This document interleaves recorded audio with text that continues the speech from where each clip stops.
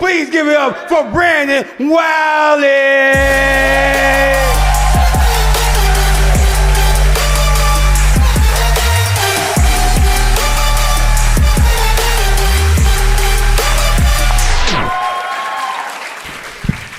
Comedy Q, make some noise in this motherfucker, baby. How y'all feeling?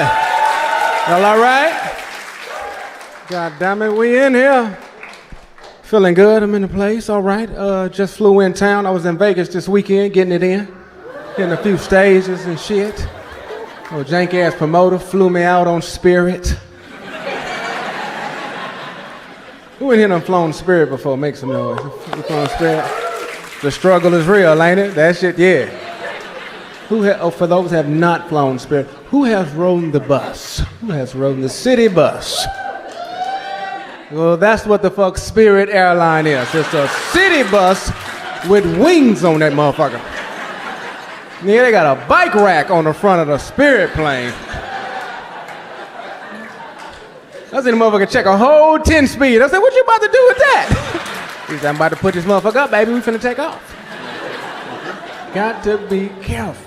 Spirit is the only airline you can roll your window down on that motherfucker. Manually, of course. I seen it now. I said, that shit bet not work. This shit, all I heard was... I'm a hood nigga. I'm all outside the window trying to grab clouds and shit. Like, let me get some of this shit. Got to be careful, goddammit. You gotta pay to get on and off a Spirit flight. Yeah, they don't bullshit. We landed, I jumped up, I grabbed my shit off the overhead compartment. I'm coming down the aisle, and I said, excuse me, you got your D-boarding pass? I said, D-boarding pass? You need to pay to get off this. I said, bitch, you know this is called kidnapping, right? You better open this motherfucking hatch and let her pimp off this bitch. I ain't got time to play with y'all. Cold part about it, when we left LAX and flew into Vegas, let me stop lying, we didn't fly into Vegas.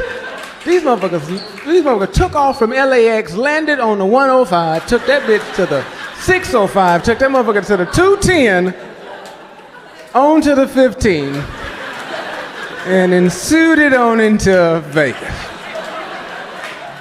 I looked out the window and stuff like, is that Buffalo Bill and Whiskey Pete? Like, ding, let me off this motherfucker, lady. The stewardess, I don't know where they got them stewardess from. That's the most ratchetest shit I've ever seen in my life. Nigga, old girl got up, she doing a safety briefing, and she's like, okay, I need everybody to pay a goddamn attention. I'm like, I done paid attention before, but I ain't never paid a goddamn attention. That's a different type of tension.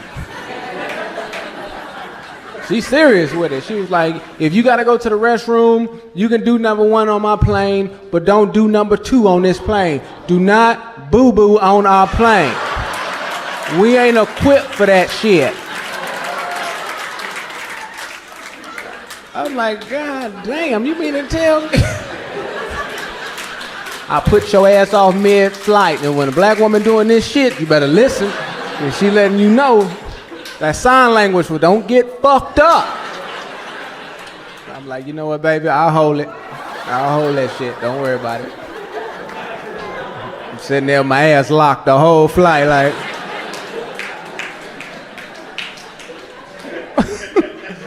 Got to be careful. Where my parents at, man? What are parents at? I would like to salute y'all, baby. Salute, salute. I know what you're going through, goddammit. I'm working with 2 of them. My baby boy, he 3, my princess, 4. I have never loved people with all the molecules in me and want to pull a pistol on these motherfuckers at the same time. Like I've never felt that way about a human, you know? Like my 3-year-old, this nigga here, shit. What makes somebody get out of their bed at 1, 2 in the morning, creep in your room, get their little naked ass in your bed, fall into a good sleep, and then piss in your bed. Realize what he's done, get up and go get back in his bed. Then the fucked up part about it is he hid the evidence. He threw away the pissy drawers, so as if I wouldn't know who the culprit was. I pulled back the sheets. I was like, motherfucker, when you start sleeping naked? What you doing, daddy? I'm a young parent, man. I ain't learned how to talk and cope and be understanding and you know, and sit down and we work this out. My mama was from the projects. Shit, you know, she raised me. Do unto others as you want done unto you. So I'm coming from a show one night, you know what I mean? That's great parenting advice, goddammit. Yeah, take that in. I'm coming from a show one night. I'm off 12 shots of Don Julio. I gotta say it like that because that's how that shit feel when it go down. Julio. I drank so much Don Julio, I found out that I was 4.5% Mexican. Full blown. Orale. So I'm drunk to the motherfucker. I get home from a show doing an amazing job. I walk in and God stopped me before I walked in the house. He said, there is a lesson to be taught here. Teach that young man in the ways that I have taught you. And I said, God, I'm listening. So I went in that bedroom and I snuggled up with that nigga in that little twin bed and got up under them Toy Story sheets and fell into a good sleep and pissed all on that nigga back.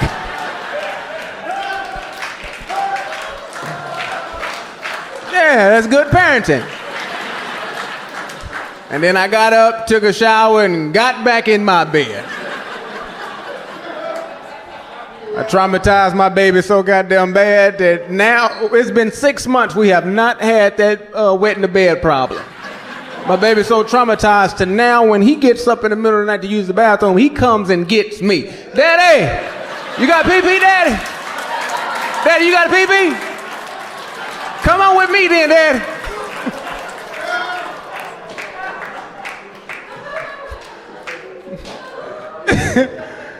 Like this grown-ass man pissed on a 3-year-old. I need to teach you something. Come with me then, Daddy. It's about teaching your kids, man. Teaching your kids. My little girl, my princess, who I love to death, she knows she got me wrapped around her finger. My baby don't understand reality yet at that age. Because she know I give her anything she wants. That's my job. But certain shit I need to get her to understand. Like, hey, certain shit is fantasy and certain shit is reality. She's on my tablet the other day and I seen she was on Amazon. We've had this problem. She's ordered some shit and I'm like, I got to supervise shit now. But I'm like, what you looking for? She's like, oh, I want a lion, Daddy. And I'm thinking stuffed animal, something cute. There's some new toy shit that's out. She want a lion. No, this heifer want a full-grown African goddamn lion. And because I'm an Amazon Prime member, she believes it's gonna be here in 2 goddamn days. I said, if you don't put my damn tablet down and sit, buying you no whole goddamn lion. You killed the goddamn hamster. What the fuck you think you gonna do with this lion? Got to be careful with these kids. Be careful. But I love quality time with my babies, man, because that's what, you know, kids only want your time. They don't want shit else from you. So my little girl, she come in the room, this is like 2 weeks ago. Best parenting advice I can give any of you guys. Build a bar in your house. Get some liquor in your house. God created liquor for parents. Because he know these kids will fuck you up mentally. Got a nice ass bar. So I'm off this new thing right now. I've been messing with this Crown Royal apple. Amazing. Y'all try it out. I'm enjoying myself. I'm about halfway through the bottle. Just having a good old time. It's about me at this point. My little girl was like, Daddy, it's movie night. I'm like, put the motherfucker in. Don't threaten me with no good time. Let's get to it. My baby put in Beauty and the Beast. I didn't even know this was my favorite movie until I got drunk. My goddamn scene jumped on, man. I jumped off that couch so fast. I was like, be our guest, put our service to the test. Tie your napkin round your neck, young bitch. We'll provide the rest. Soup du jour, hard hors d'oeuvres. Why we only live to serve. Try the great shit. It's delicious. Don't believe me? Ask the dishes. They can sing, they can dance. I mean, that motherfucker drunk. My kids looking at me like, what the fuck is wrong with that? I'm like, put that Capri Sun down and get y'all some of this shit. Get on your daddy level. But you know what I mean? It's all about my babies now. I used to be out in these streets doing my thing. So I just keep my kids around, man, and family. But family gets on your goddamn nerves. It's hard to keep family around. Family is some of the main people that gets on your goddamn nerves. Yeah, we can clap on that. Some of y'all in here gets on, yeah. We at my grandmother's 81st birthday. My granny is 81 years young, still in here doing her shit. Still doing her shit. It's finna take a turn. My gay cousin, James, decides to come out the closet on Big Mama's 81st birthday. This bitch ain't gonna be here much longer. You decide to steal her joy with shit we've been knowing since you was 6, nigga. And if it's any homosexuals in here, I do not mean to offend. I believe in everybody's rights. I believe you should be able to play in whoever ass you want to, and also allow whoever you want to play in your ass. Be free. Just keep that shit on your side of the table. This motherfucker want to come out the closet. I'm like, James, we've been knowing. Then he catches an attitude because he has changed his name to Jamae. He has put an apostrophe over the A. And in his world, that means Hamena. I said, nigga, your name is James. His mama named him James, I'm gonna call him James. He waits, he gets upset. I was like, we been knew you was gay, bro. Well, you family, we love you regardless. We don't give a shit, that's just what you do. How y'all know I was gay? I said, man, don't no little boy eat no fucking ice cream cone like this, nigga.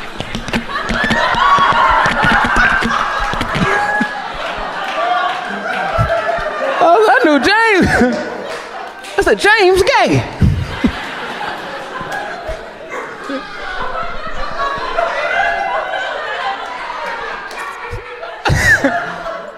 Me and my other cousins are like, what the fuck is he doing? What y'all looking at? Well, James gay to the motherfucker, but that's our cousin shit. We love him. Gotta be careful, man. Got to be careful. That's why I ain't went to Hollywood yet. I'm scared. Because, you know, Hollywood, that's a different type of homosexual in Hollywood. I was leaving out a club in Hollywood one time, and one of them motherfuckers, they floated up to me. He was just, I was like, hey, brother. So you motherfuckers don't even walk? Oh, you float around this bitch.